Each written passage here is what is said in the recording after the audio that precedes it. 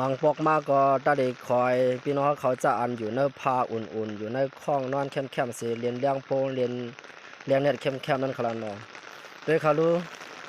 ที่เขาขาในปาสิเลยหาเลี้ยงพงหยาบเลยมาอยู่เรือร้อยคนก็ทำเก้าขนาด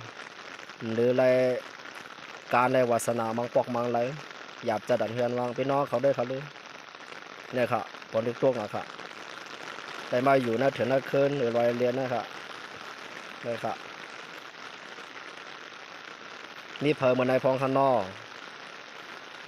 ค่าเขาได้ยังพงได้มีเนื้อชิกไว้นะครับเราทำเป็นได้ถึงนักคือมาเรียนก่อนได้เรียนดีๆงามๆค่ะผลก็ทำยามเก้า